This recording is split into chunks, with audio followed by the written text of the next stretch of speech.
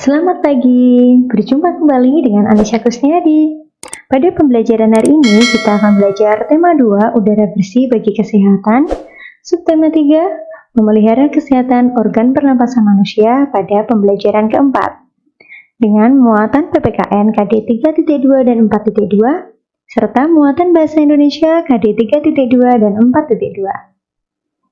Bismillahirrahmanirrahim. Assalamualaikum warahmatullahi wabarakatuh. Hari ini kita akan belajar tentang tanggung jawab di rumah, sekolah, dan di lingkungan masyarakat, serta menceritakan kembali isi sebuah teks. Tapi sebelum itu, mari kita berdoa terlebih dahulu ya. Berdoa, mulai. A'udzu billahi minasyaitonir rajim. Aku berlindung kepada Allah dari godaan syaitan yang terkutuk. Bismillahirrahmanirrahim. Dengan menyebut nama Allah yang Maha Pemurah lagi Maha Penyayang. Alhamdulillahi Rabbil Alamin. Segala puji bagi Allah, Tuhan semesta alam. Ar-Rahmanir-Rahim, yang Maha Pemurah lagi Maha Penyayang. Maliki Yaumiddin, yang menguasai hari pembalasan. Iyyaka na'budu wa iyyaka nasta'in. Hanya kepada Engkaulah kami menyembah, dan hanya kepada Engkaulah kami mohon pertolongan. Ihdinas syiratal mustaqim. Tunjukilah kami jalan yang lurus.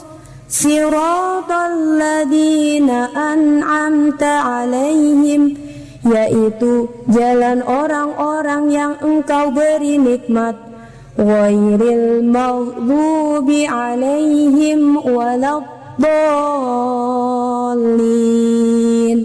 Bukan jalan orang-orang yang dimurkai, dan bukan pula jalan orang-orang yang sesat. Raditu billahi rabba wa bil islami dina wa bi muhammadin nabiyyan wa rasulah. Rabbi zidni ilma warzuqni fahma.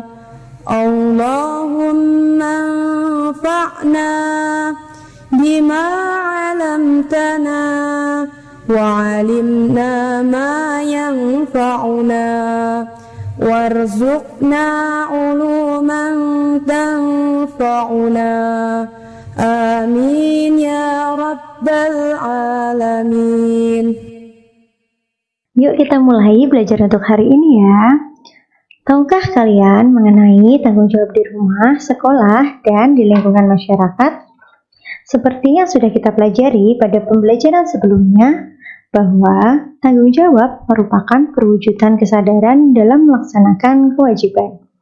Sebagai anggota keluarga, kita pasti memiliki tanggung jawab di rumah. Sebagai warga sekolah, kita juga memiliki tanggung jawab di sekolah.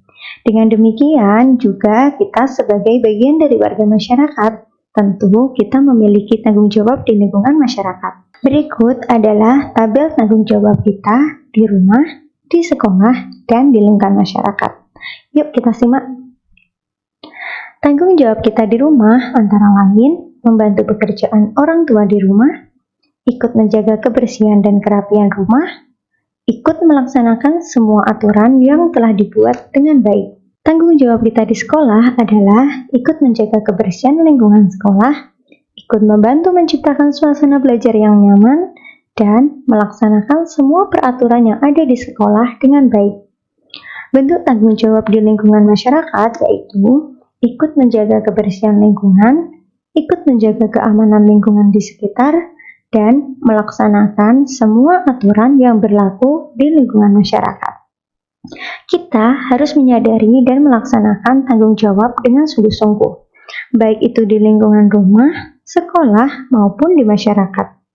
Jika semua orang menyadari dan melaksanakan tanggung jawabnya, maka akan tercipta kehidupan yang damai dan teratur. Salah satu bentuk tanggung jawab kita adalah kita belajar dengan rajin.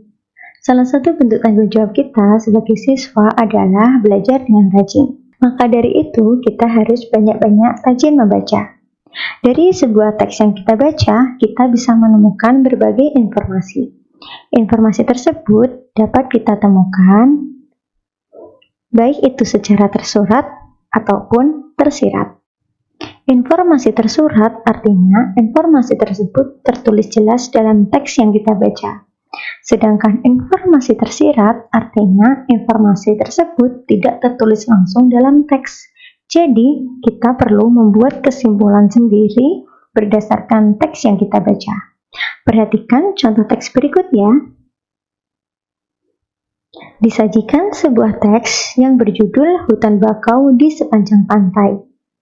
Teks tersebut bisa kalian baca di buku paket kalian di halaman 136. Selamat membaca!